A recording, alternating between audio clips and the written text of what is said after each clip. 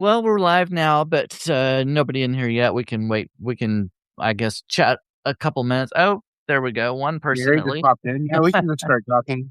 We can get right into it. So I like doing our intro now, the one that we decided to do for our thing. So you say your name first, I say my name, and then we do the thing. Hello, I'm Brandon Elrich, and And I'm the Sturge writes it down, and this is Tuesdays with two. two days. Perfect.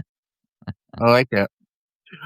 Today we have a very special episode for you guys because we know next week, and this is really important to us. Next week is Martin Luther King Jr.'s birthday, the national holiday in the United States, celebrating one of the great civil rights leaders and a monumental figure in helping to secure racial equality in America. Although the institutions today are trying to erode at that, but I mean, what are we going to do? And it seems like this this year, it seems like the current president wants to deprioritize days like Martin Luther King Jr. Day and Juneteenth, which are very important milestones and celebrations that we need to be aware of in all communities. But this is especially important to our African American community and Black. Well, it depends on who you ask. I've had people who say Black or they say African American. It's either one.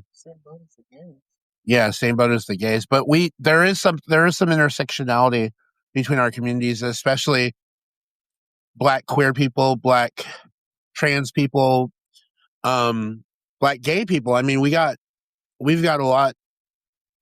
Our gay rights have very much paralleled a lot of what's happened in like with civil rights with Black rights as well. So I mean, very Yeah, important. and that's something I was gonna say.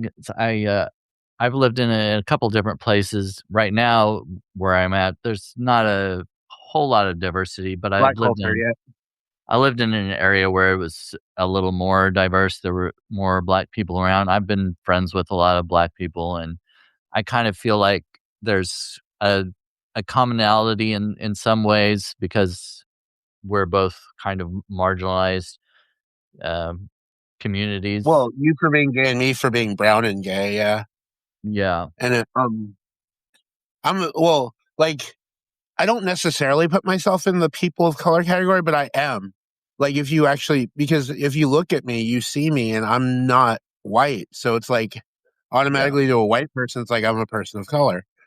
Um, my father is white, and I had that insular privilege with that, but I do understand what people say when they say white privilege and all that other stuff because I lived in a mixed household, so it's yeah. very interesting to see how different people react in different ways and just how we all kind of interact and intersect. Yeah, growing up, well, like I said, growing up, I lived in a very non-diverse place. My school was very small. We didn't have very many. Well, I think when I was in junior high, there was one Black guy that I remember being in high school, and I can't remember anybody else in the school that was even um well, we had a couple of kids that were adopted. I think they were Filipino and they were adopted by a white family. I'm half And Filipino. but other than that, yeah, we didn't have much diversity in our school growing up, and my dad was racist. You know, he would tell racist jokes and Oh things. God. So yeah, and I knew from an early age that that was wrong. Me too. Um, my dad didn't make so much racist jokes as he did kind of like said like kind of stereotypical things about certain groups, which Yeah. made me wonder if he was racist. I mean, I imagine he was a little racist. He was born in Texas and was in the military. Um, but I mean, I don't know. And I see Onyx Rose said she was what or what does it say? She One was of the one of 8 8 black black people in her people graduating in class. her graduating high school class of 1,500 students.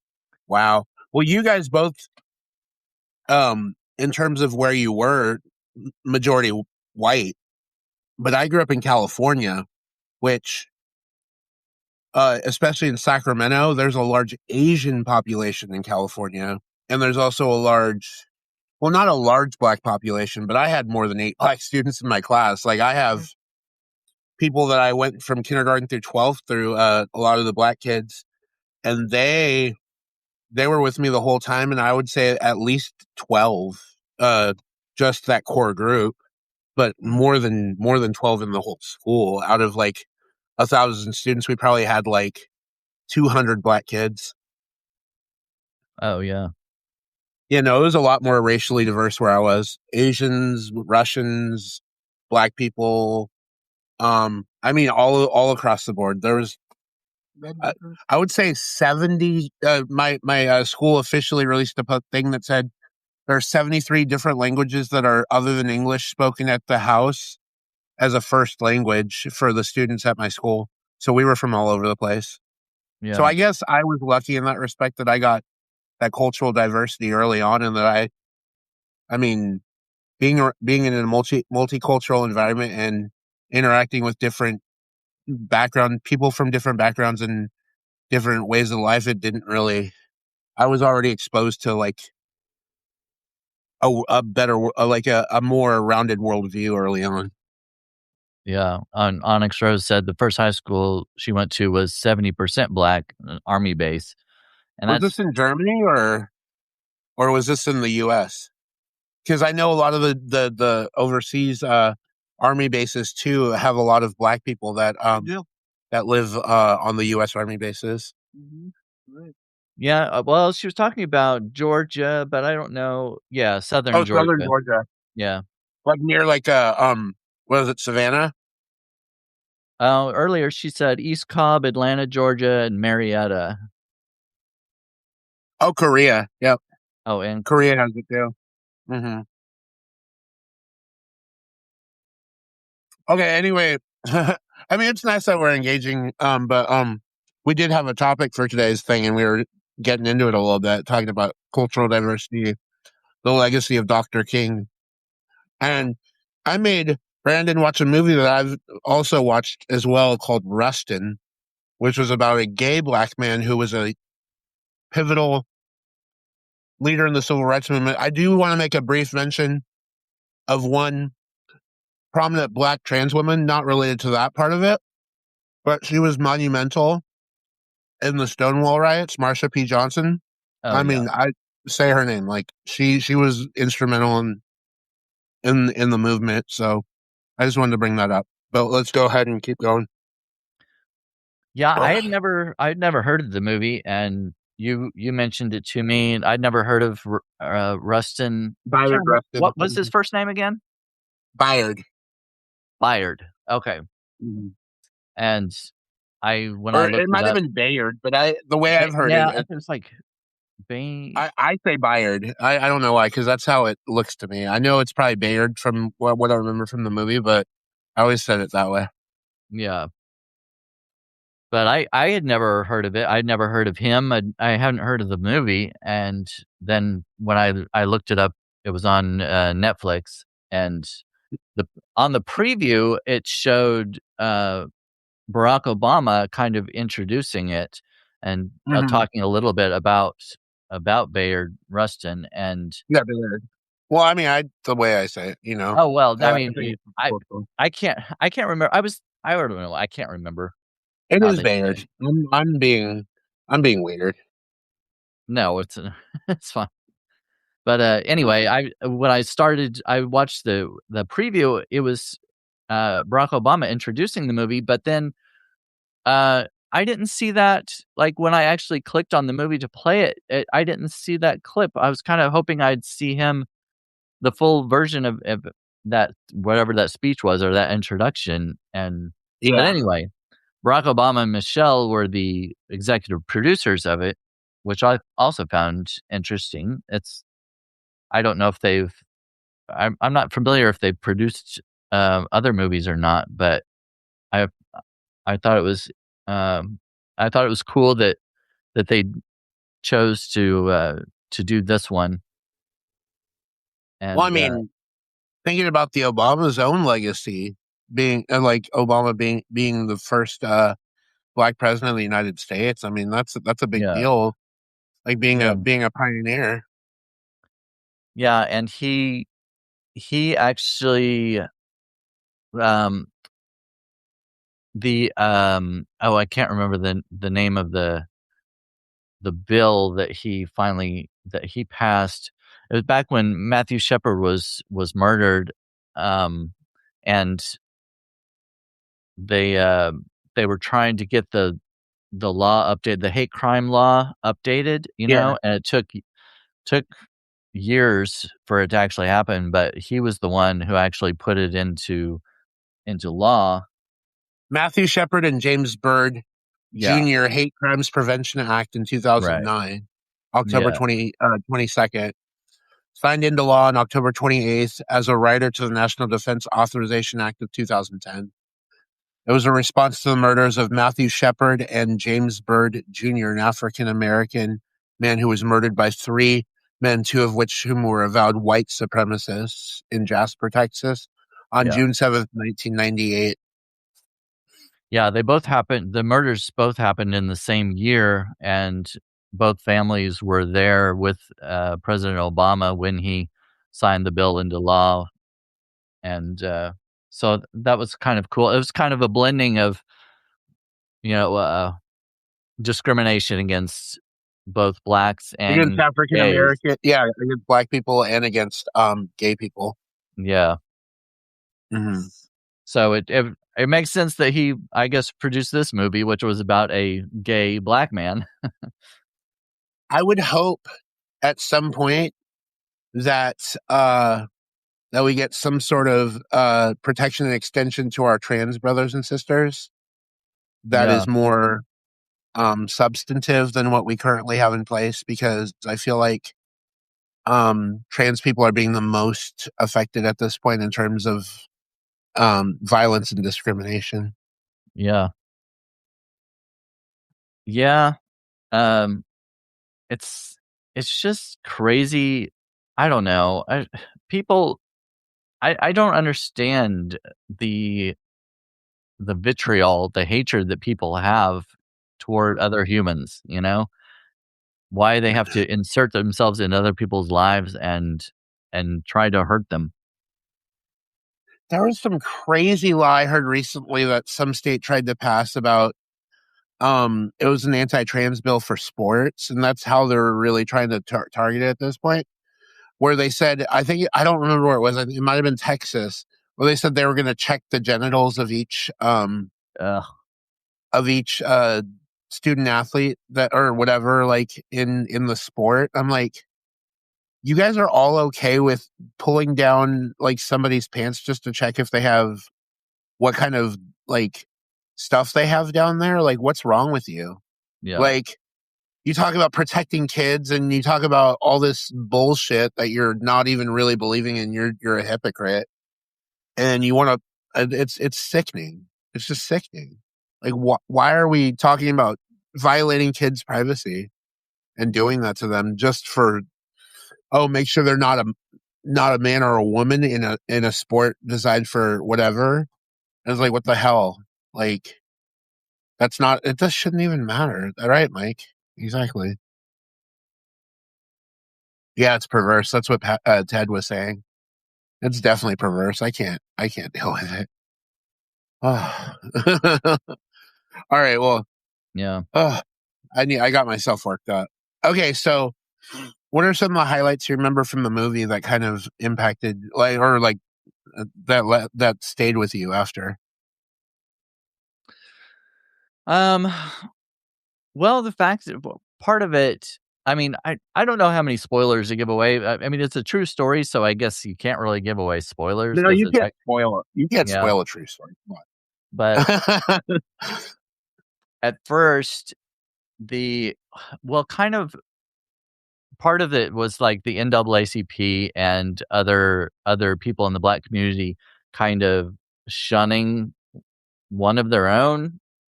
Um, at first when they wanted Rustin out because he was known to be a gay man, and they they kind of shut him out of the movement because they were, Dr. King was um, going around and giving these speeches and everything, and he was friends with Rustin, They and were very good friends. yeah, Yeah. yeah, and at first the NAACP didn't want him involved because they thought it would tarnish what they were trying to do, and Mhm.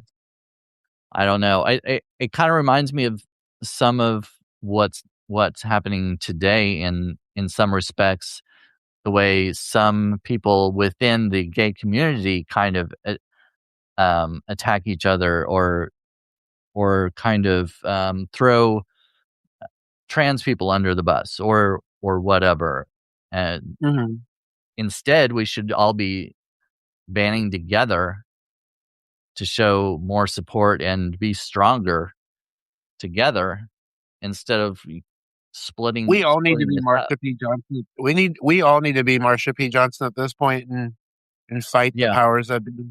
I'm just saying, because So that's why you're not gonna fix the systemic issues through peaceful means at this point. I mean, you will, but like it's just gonna take a lot of it's just gonna take a lot of action to get there, I think. it's really hard when you're wanting to um, change things peacefully when you're up against violence, like Yeah. Well, the I ICE and almost everything.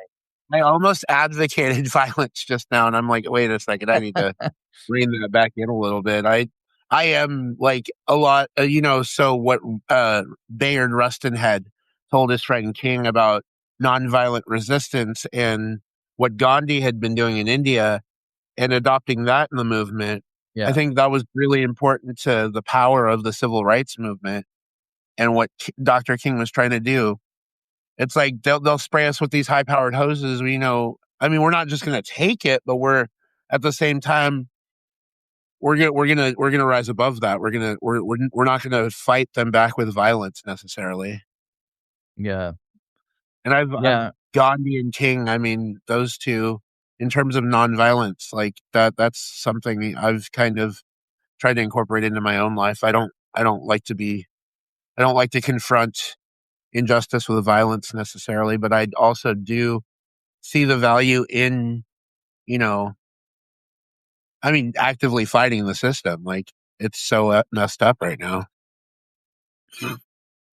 Another thing that I really thought was interesting was, well, just the fact that I didn't know anything about him and how instrumental he actually was behind the movement and behind getting that march on Washington where Dr. King gave his speech and everything. I thought it was so odd that, of course we're taught about Martin Luther King Jr. in school, but Bayard Rustin, I didn't hear his name. I don't remember ever hearing his name mentioned. Maybe he He was, but wasn't. definitely not. No, no, no. He wasn't emphasized as much until more recently. Right. Um, and especially since I don't know if you know this, but his partner, who actually for them to stay together since gay marriage was illegal back then, he adopted him. So I don't know if you remember that. So Adopted. Bayard adopted his same sex partner who was a little younger than him. Like I think Bayard at the time was in his 50s when he met Walter Nagel. And Walter Nagel was just finishing college and stuff. He was 28. He's still alive, actually. He's 75 now, and he's still trying to carry on Bayard's legacy in the modern day. And he was a white guy, but he was a huge supporter of what the African American community, the blacks, were trying to do. The black community was trying to do at the time, and he wanted to see that movement realized. And I mean, obviously, he married Bayard Rustin, but like, Yeah. yeah, they were together for so many years until Bayard's death in '87, of course.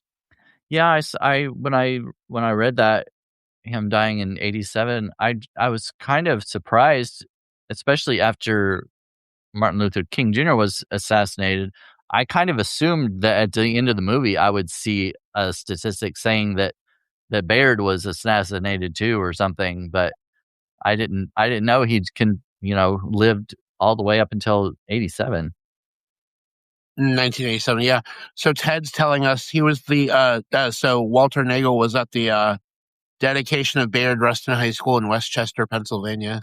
That's Pennsylvania, right? I don't want to. I just know of Westchester in Pennsylvania. I might be off by a state. I'm in Pennsylvania right now. That's why I had to mention it. But I'm gonna double check. Yep, Pennsylvania. He's right. Yeah, I'm across the state. I'm in Erie right now.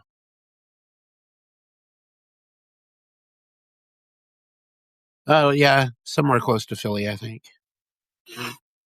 Uh, So another thing was like when when Rustin finally was able to get all these forces together to try to do this 100,000, well they were hoping for 100,000 people. Then when Martin Luther King went on television and kind of to refute the rumors that Bayard him was, and you Bayard know, were having an affair. Yeah. well, I think he was like because somebody came out and said like he was a communist and he was perverted and all these kinds of things, and Martin Luther King, he went on television and said he's a and a wonderful person. He's an upstanding citizen and he's my friend and blah blah blah. And so I thought that was very touching. It kind of made me tear up, Yeah. partly because Yeah, the or actor, when he was crying. yeah, or when Strom Thurmond, the senator from South Yeah, yeah, Carolina, may he rot in hell. Um, one of the most racist senators that has ever been in the Senate. Oh my God! Or I mean, it was Senate, House, no, whatever. He was in Congress. yeah, Uh, um, just trying to like show that he had dirt on Rustin or whatever, and tried to associate King with like saying that King and him had an affair and stuff, and he was trying to stop the civil rights movement from gaining any momentum by attacking Bayard specifically. yeah. That's kind of wild. I mean, like, think about how that would. Well, I mean, that does kind of play out in modern day. I don't know. I mean, the parallels are kind of crazy about that. But go ahead. You were saying about how they were trying to say he was a communist. Yeah, I remember that. So, like, when he was like trying to say, no, no, he's a good person. Like, don't attack that part. Yeah, he actually stood up to and stood up for him, and even though the NAACP, NAACP.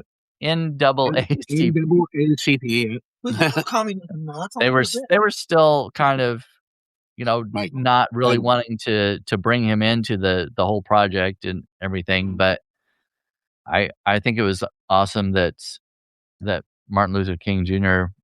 stood up for him and admitted that he was called him a friend and everything. mhm. And I really liked I really liked Chris Rock in this one. I thought he did a really good job in that role because, we usually see him in a comedic role, and this was a very serious one, and I thought he did a good job. What did you think of what his role or his acting job? I mean, he's a good actor. Period. Like, I don't think. Wait, Chris Rock?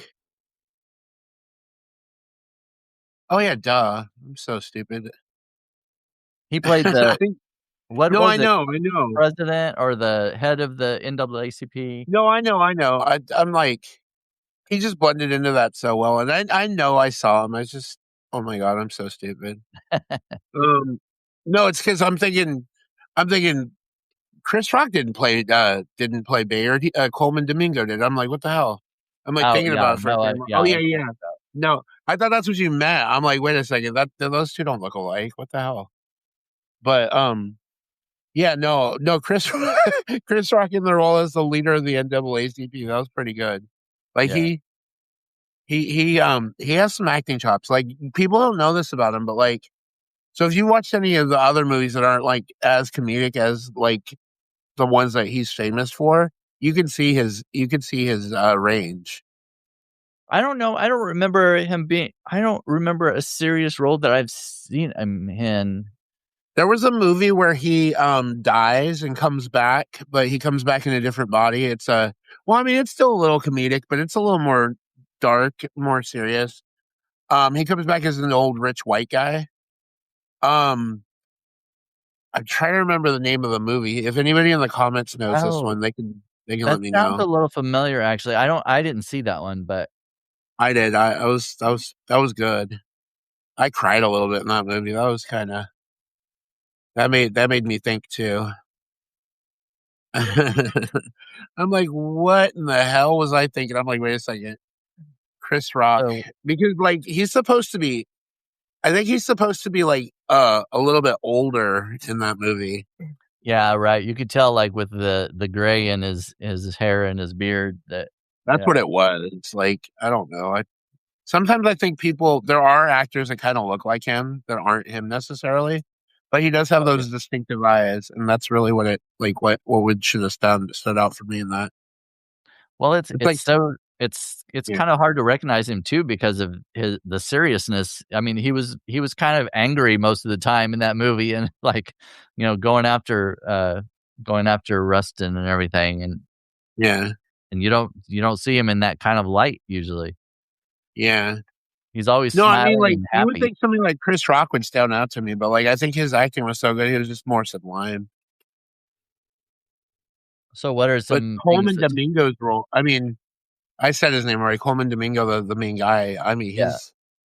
that's incredible to see him do that kind of role. That's awesome. Yeah, And I was familiar Ginger's with in here. She what? wanted to say hi to us, so I want to say hi to her really quick. Who was that? Ginger Cook. Oh, I didn't see where is sh I didn't She said, see "Hey, cuties." I'm not wearing my glasses today, but huh. usually I'll be wearing my glasses during these. I just didn't want to wear them right now because my eyes got a little tired earlier, and I had to take them off. I can I still don't see all of you. I don't even see her name in here. Maybe some of the comments are not showing up on mine. That's weird. Yeah, you're not getting the comments, Brandon. I'm sorry. Well, I'm getting some of them, but that's weird. I wonder if it shows up different because I'm on my laptop and on your phone, Uh huh. but you were seeing some of the same ones I was. That's weird. You'll see him eventually. Yeah, maybe it's just slower for me. Ginger gave us a kiss. Oh, well, All right. Anyway, let's that's continue our weird. conversation, man. Huh, Oh that's my odd. god. Well, anyway, Coleman Domingo. I know the name, but I can't place something else that I've seen him in. I should have looked him up to see what else he was. I guess I could do it right now, but You um, could. I mean, what do you think? Like, let's see. Hold on. Coleman I'll pull it up for you. Domingo. He's 56 years old. He's been in a lot of stuff. Oh yeah. He's gay too. He met his husband Raul Domingo in 2005. They married in 2014. Oh, now I remember the last thing I saw him on was Euphoria because Uh huh. I didn't watch a He's a lot good of actor. that. I watched a couple of um a couple of seasons of that. That's pretty crazy. Anyway, I mean, we don't need to go on all that, but No, no, no, no. um, yeah, Oh, Philadelphia's own. Yep. huh. Ted, touting that proudly, and I can see. Yeah. No, I see the comments as they come in. Ted. Yeah, Coleman Jason Domingo, born November 28th, 1969 in Philadelphia, Pennsylvania. even went to Temple University. So he's a homegrown Philadelphia product. And he was playing somebody from the area. So it's kind of fitting. Bayard Rustin, yeah. Yeah, I tried to test out my I wrote something in the chat and it didn't come up, so my comments are frozen, I guess. Oh, well. Well, sorry if I'm not responding to anybody in the comments because I can't see them anymore. They stopped for me, apparently. Mm-hmm. That's all right. I got you here. So if anybody says anything about you, I won't tell you. Oh, right, right. Yeah. We got Okay. all kinds of technical issues going on today. I don't know what was So going on. this is the time right now, guys. I'm inviting you all on our very special second episode of Tuesdays with Two Gays to make disparaging comments about Brandon that he can't see. Yeah. But also, we'll switch off the topic for a second because I did ask you something last week that we kind of have to hold you to. How did your date go? Oh, okay. All right. Yeah. Side note here. We didn't end up meeting because he ended up he had to do something, help out somebody that day. Oh, so he got sussed out and he canceled on you last minute and basically came up with an excuse. Okay. But he keeps texting me and saying, when are we gonna meet next? I'm sorry about having to do that. And he's like more into, trying to reschedule than I am actually. So Oh, interesting. we haven't rescheduled. I haven't gotten back to him about rescheduling. I was like, I don't know. Just so we didn't meet. So, but I'm planning on it, and How far away are you from each other physically? Well, we're gonna have to meet like in the middle because he's like an hour away. So, but he agreed to a place, kind of a midway point. So we're gonna meet at a coffee Now I have place. that stupid song stuck in my head. Meet in the middle. Baby, why don't we just meet in the middle? Yeah. Yeah. Yeah, well, you have to reschedule with that guy as much as I have to reschedule with one of our audience members today. Oh yes. But I won't call them out because that was my bad. Oh. That was my bad. No, it was because I should have followed up, but we're gonna leave that to later. Yes. I need to follow up.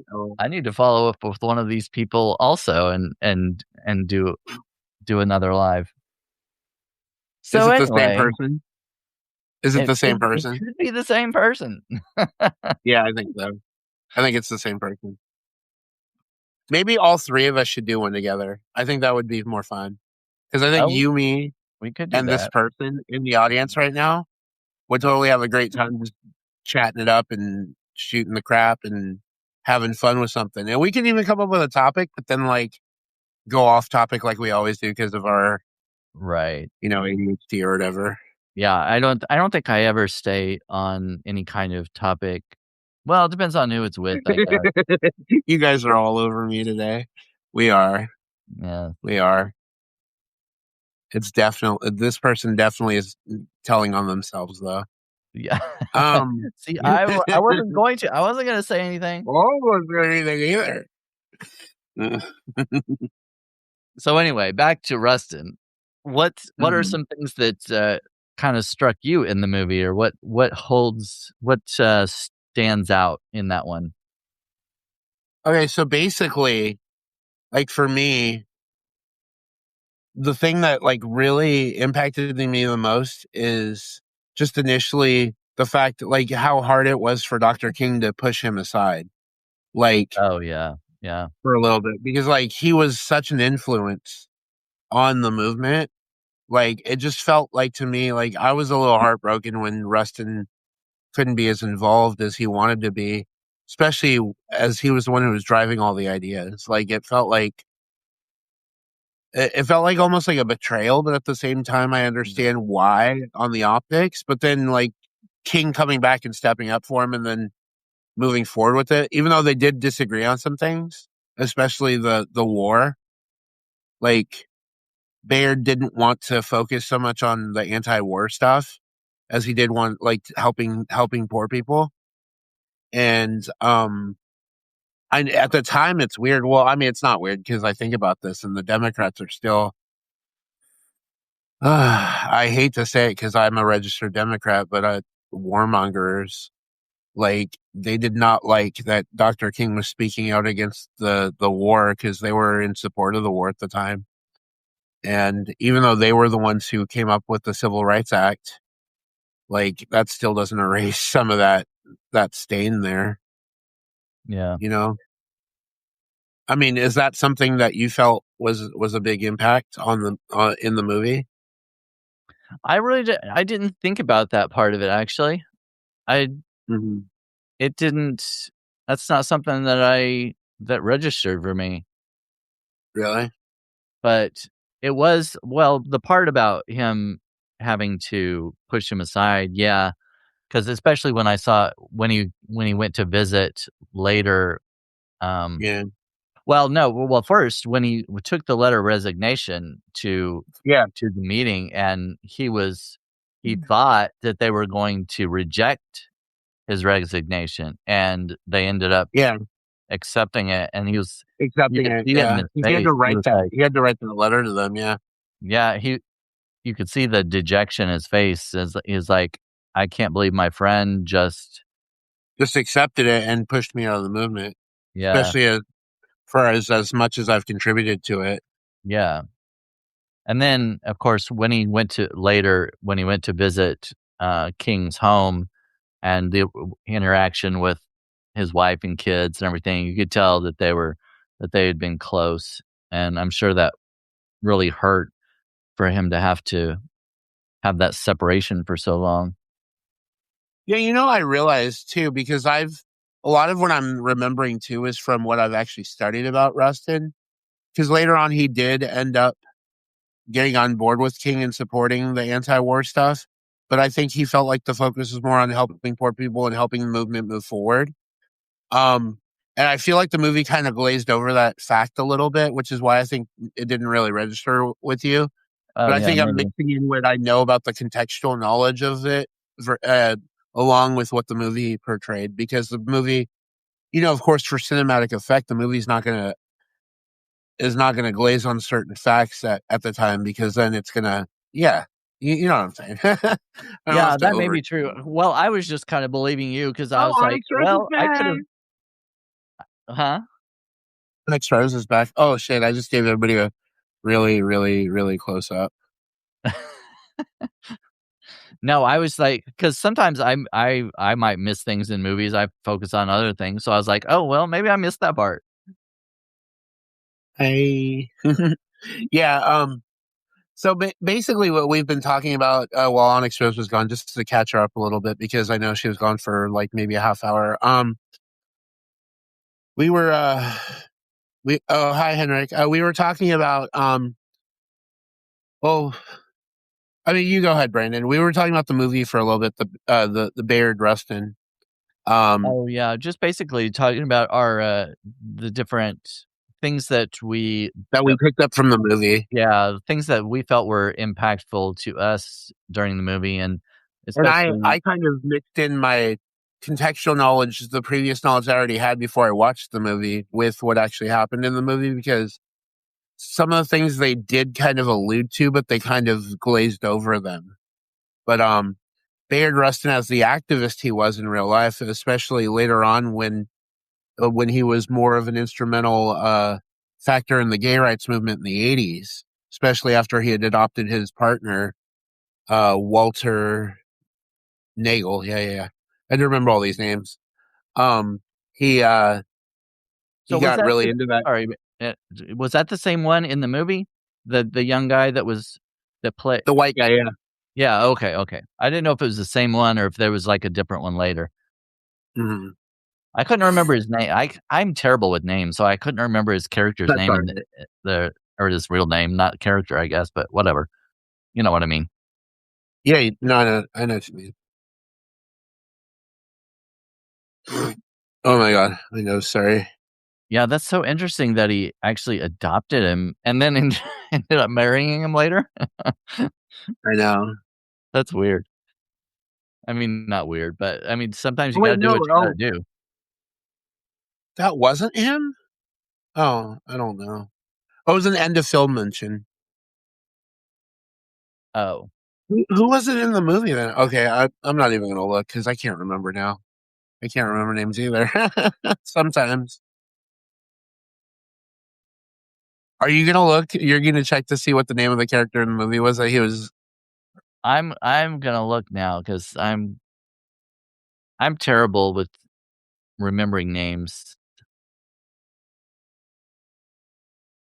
I'm doing it too. Oh, dang it.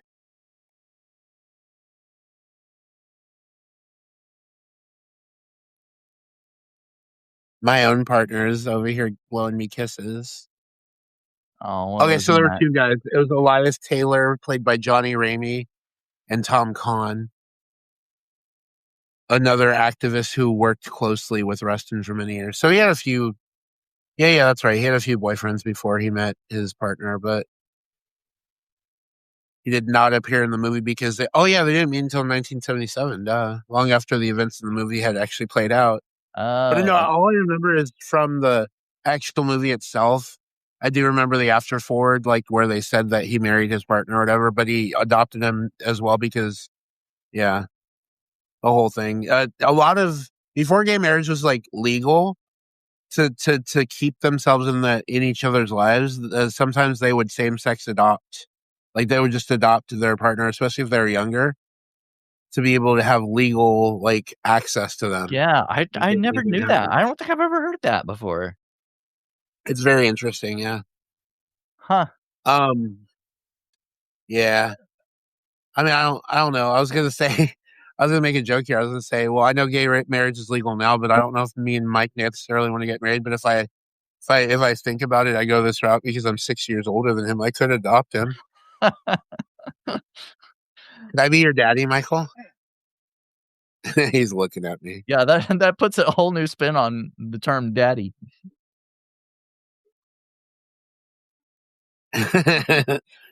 I'll be your daddy. No. Can I be your daddy? I'm about to, to seduce some people in the audience. I'm kidding. Um, oh my God. No, Brandon, I mean, do one of your baking videos and this view count will go way up. The what? I said if you did one of your baking videos while we were doing this, this view count would go up to like Oh, 1,000. I was I'm thinking about kidding. doing one tomorrow, actually. That's cool. That's cool. I haven't done one this year yet. I kinda took the holiday as a little break, so Well, I was thinking the holidays when you'd want to make stuff like Christmas stuff, especially. yeah, well, I mean, I did one, like, at the toward the end of December, but after December is when I took my yes, like, last week was my holiday break, basically, New Mm. Year's, so Yeah. I haven't done one this year yet. Well, really quickly, I wanted to mention something because some people might have noticed very subtly that I wasn't very subtly eating, but I hadn't eaten today, and I ate a fish sandwich and some hush puppies earlier, and I was doing that on camera for a bit. But and a fish burrito. That's right. Yeah, Mike made me a fish burrito. A fish burrito, oh, Yeah, never yeah. had So a fish burrito. it's a fried fish thing. Cheese. Just wrap it up, eat it. Mm. What do you say?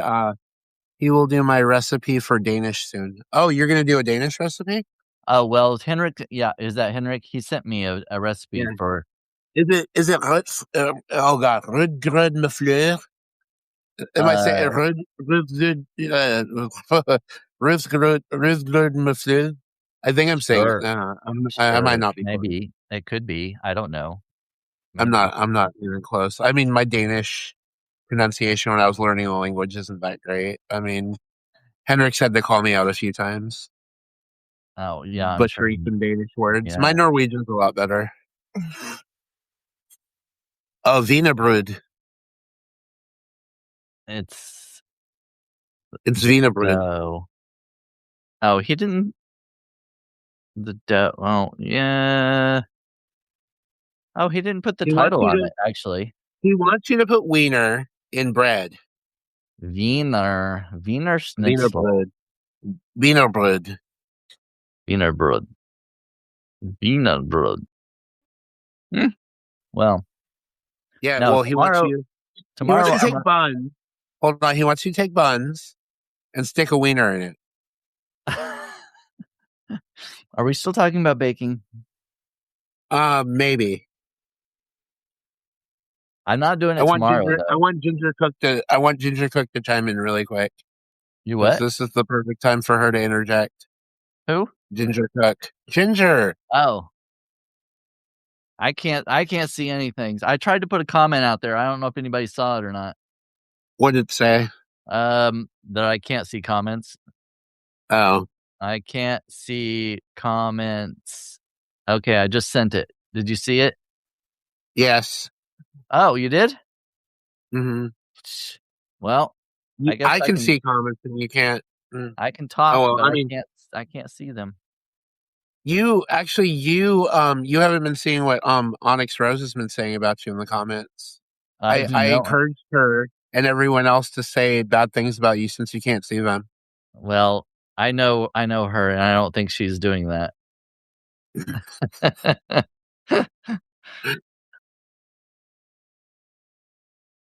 Okay. No. I I'm trying to hold would it expect together. Ginger might do it though. She'll I say can't do it all with a straight face. she might say things about me. I can't do it with a straight face. But yeah, I can't I fool you. I have a terrible tell. I know not to believe you anyway. I have terrible tells, Brendan. If you're looking at me, you know I'm lying. If your mouth is moving, Okay. if your mouth is moving, if your mouth is moving, then you're lying. Is that Megan Trainor? Yes, Your lips are moving, I think is your the name of lips the are song. moving. That's what it. Lips are moving. I said mouth. Well, whatever. um I think you know what was really funny? So today when I was thinking about what we were gonna talk about in the film, which I keep kind of like tangentially going off of the film because I watched it, but like a lot of the stuff I already had in my head, so I kind of glazed over some of the things they were doing because I know the history of the actual, like the legacy of the actual man. And I mean, they did a good job of portraying what he did and what happened with the whole thing early in the civil rights movement, which obviously, I mean, that was a very important, very monumental movement in this country. And you've got to realize that, like, King's assassination was only that was just under 60 years ago. Like all this stuff just happened 60 plus years ago roughly, and like we all try to say like racism was behind us and all this other stuff, but like this all just happened. Like in the context of this country, it's very still very young, the concept of of uh of white people and people of color being equal. Well, Well, and I mean, we were just talking about James T. Byrd, and that happened in 1998. yeah. And Matthew Shepard in '98 as well, Yeah, or '97. Was it 98. It '97? was they were, but it was in both 98. Mm-hmm. Mm-hmm. Yeah, a lot. I mean, a lot's happened in the last 60 years, but a lot of stuff. It feels like we're sliding back. Yeah. Well, at least I Oh, mean, Ted said in his lifetime, it's all happened. Yeah, and he's old. some good things are happening. Did you watch any of the Golden Globes? Timothy Chalamet, or No, the movie Sinners. oh yeah, It won 2 Golden Globes, which I think that was an awesome movie. I don't know if you saw it or not, but I thought it was no, but really I want good. to watch it. Oh, yeah, you should Uh, watch that. That was really good. I still And want to watch Marty Supreme. Michael B. Yeah. Jordan. Oh my gosh, he's so hot. Oh, he's so hot. I love Michael B. Jordan. Oh, He is wow. a fire. I mean, oh my God, He is that gorgeous. man is that man is absolutely gorgeous. Yes. Oh.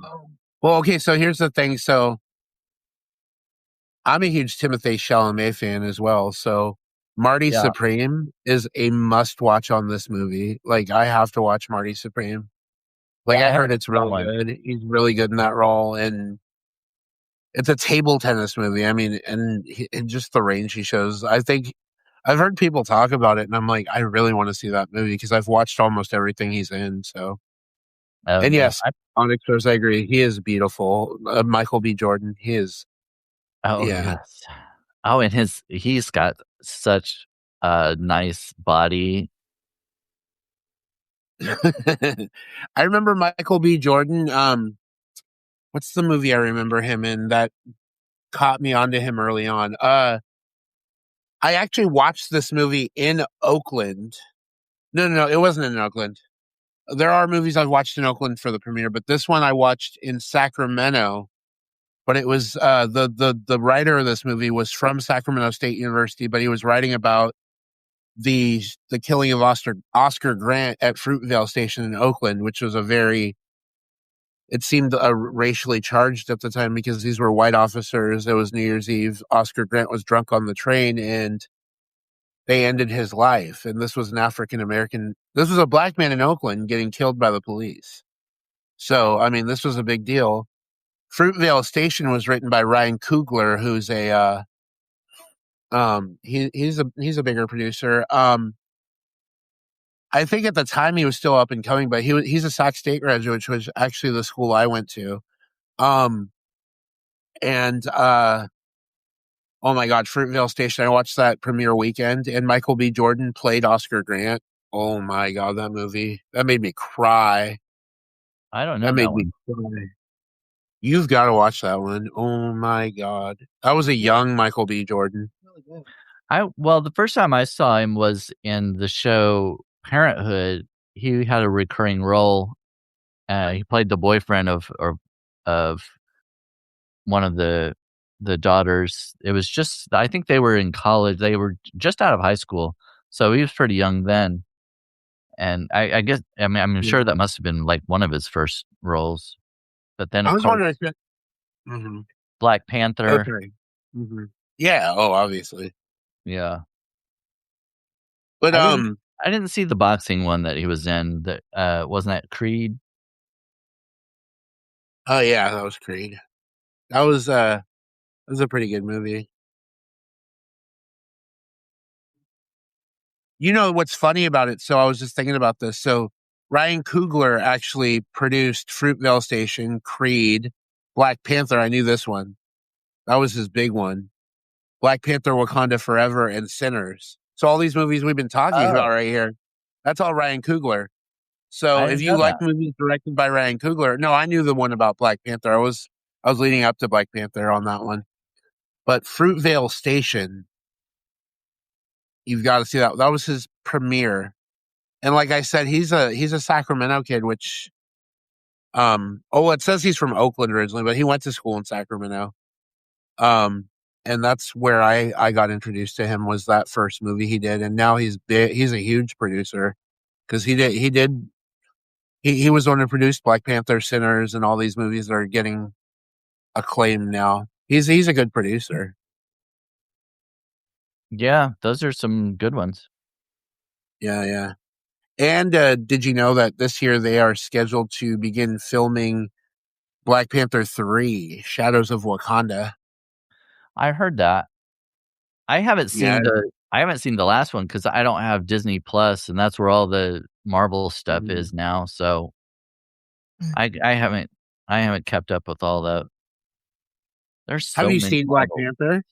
Have you I seen saw Black Panther? I saw the first one, but I still haven't seen Wakanda Forever.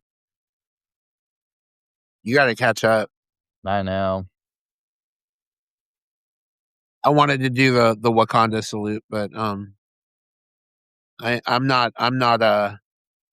little bit melatoninly challenged to do that, so Well, I'm I'm gonna even do it more in so. I'm gonna do it in spirit. Yeah. Wakanda forever. Well, we are approaching the hour mark, so is there anything we wanna wrap up with before we close out this Tuesday with 2 gays? Actually, you know what? Um, so it's something that I think it would be a good idea for us to do going forward. But I think right now, since there are people watching us, I think we should just take a couple of questions from the audience Oh, yeah. and rip off of them for a few minutes. Yeah, we should, like, because it's kinda hard when when you ask a question, a lot of times it takes a little while for them to answer, so maybe we should, like, start, um, I don't know, like 10 till or something, say, "Okay, we're gonna take questions from the audience, so you might wanna think of some things," and then we'll keep talking and be like, "Well, maybe by that time, somebody will ask a question or whatever." I don't know, Mhm. but because if we're just, sitting here waiting waiting for people to ask Yeah, no, questions. it's better if we start off with something kind of more structured. I like that, but I do like our thing where we say our names and then we do the Oh, introduction. it's good. I like that, and then we're gonna do. I like that for the finale as well. So as we're still figuring these things out, guys, you're here with us in the beginning phases, but we'll have this more locked down going forward. So yeah. Well, Any questions from the audience about anything today? you're gonna have Because to tell me if anybody asks any questions because I can't see them. oh, I know, I'm doing that. Anyway, so as I was mentioning today's, we were talking about Rustin the movie. I was talking a little bit more about the context behind Rustin the legacy and the stuff he did in real life and blending it into the movie and making some confusion because like I've studied so much about Bayard Rustin, and even though I say his name weird sometimes because like I don't, it's because I read his name a lot. I don't really hear it, but I do realize that I'm saying it wrong sometimes, and I'm like, oh my god, Well, it might like have I been just do by that. I mean, I don't even No, it's remember. Bayard. It's Bayard. Oh, okay. I don't think they said it really in the movie as much, but it's Bayard. Yeah. But if anybody in the audience has a question for us about anything, Anything. feel free to do that now. So we'll give you guys a few minutes here, and we're gonna end this in about 5-10 minutes. So, um, well, while we're waiting, I guess we could talk about Anything next you're week. working on? Oh, not particularly, but I do have some amazing news to tell. There are two stories on Medium right now that I monetize that are going viral, Oh, yeah? like insanely viral. What are they? Um, One of them was how to survive on $600 a day for two people, and that's still not enough. Or no, not a day. Oh my god, what the fuck am I saying? A month. That story has really blown up, and I only wrote that one on the 30th of December. I That could one, actually I can believe that one. I could understand people wanting find out about that actually, trying to live on a budget and stuff. that story has gone insane. I think I've made. Well, I'm not gonna. I was told by another writer I probably shouldn't tell people how much I'm making on these stories, but let's just say triple digit territory. Oh, yeah, that's cool. Yeah, yeah. Was it boosted? No, Oh, and wow. not featured either. Not featured, not boosted. Even better. It organically gotten over 1,000 views now. A bunch of engagement, a bunch of claps, a bunch of comments on people what they do to survive, and they spend even less on groceries, which Mike and I are still trying to figure out when I read their comments. But I understand they say that meat's expensive now, and we should probably cut back on meat. But meat for us is like an essential. Oh, I yeah, feel like no. I want more meat. I can't go without meat. And the other story I wrote was called I don't think "Paid you're for trying on Strangers." the I wasn't talking about meat really, but okay. Oh, I know what you meant. Paying for strangers at the dinner table, and this was about a wedding reception that I had attended. That at the end of it, when we were all splitting the check, they tried to pin more on me and Mike when we were there and make us pay for more of the dinner than Oh, we had expected initially. And that was a very interesting story too, because it's it's regarding social etiquette and how to split a bill in a group. But I did the math on my own calculator. I didn't write this in the story, but I did my math on my own calculator, and I showed them exactly how much we spent, including tax. And then I already showed them what we put in the tip, and I'm like, whoever didn't pay for their shit, like, figure it out. If I what it was to say, Alexi said, if I had 10 of the same accounts, I will have 1,000. Nice. Wait, what's? I have at least 4,000 comments on one of my notes. Wow, Onyx Rose, way to go! Yeah, I wasn't monetized for. I was famously not monetized for over 4 years on Medium or on Substack. I'm still not monetized on Substack. I'm working on that, but over 4 years on Medium, I was not monetized. And I sat on thousands and thousands of dollars because I have over 725,000 views now, lifetime. I actually did the math today because I was like looking through curious, and Yeah. I added it all up from the beginning. I have 725,000 views over 4.5 years. That's a And lot of they're looky-loos. oh, I know, and I'm going way up right now in terms of that because of the 2 stories that are just on fire right now. Yeah, I literally so Onyx Rose is not monetized. I literally missed out on thousands and thousands of dollars. And right now I'm kind of making up for that by I started last month, and it's going well. So how about you? What are you working on? Well, I just started a new publication last week called Oh. Unraveling. Elrich Unraveling. My Mhm. fiction poetry, one of them just went out today, and I already have 2 paid subscribers on that one, so I'm really happy for that because it's only been up a week. So I'm hoping Mhm. that's a sign that it'll do well, but I don't know. We'll see. I'm really hoping it will. I like doing poetry and fiction, so um Nice. yeah, I'm hoping for it. Yeah, yeah. Um, But yeah, as far as working on for the future, I don't. I mean, I'm always just kind of working on drafts of articles and stuff. I can't think of anything that's like specific. Well, I said I was going to do a baking thing tomorrow, but other than mhm. that, I don't have anything planned that I can think of. Yeah, But yeah. well, we've hit the hour mark according to my timer up here. So Okay, so let's do this really quick. Um, Next week's topic will be a surprise for everyone because this week we already did honoring Martin Luther King Jr. uh his legacy before his birthday. yeah, So we're not we're not doing a special King episode next week because next week will be the day after King's birthday. Well, celebration of his birthday. So next week we're gonna be doing something different. it'll be a surprise to Coming me up too.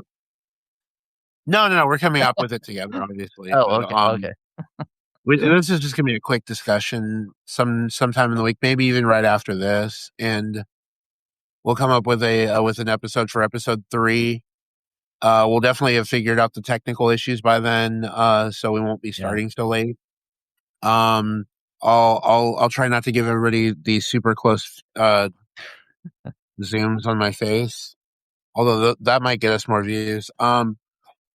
And yeah, and let's go ahead and do it. So thank you everybody for joining us today. This was Sturge Writes It Down and I'm Brandon Elrich. Is So Gay, and this is Tuesdays with Too Two gay. Gays. All right. Thanks, everybody. See you later. Shuss.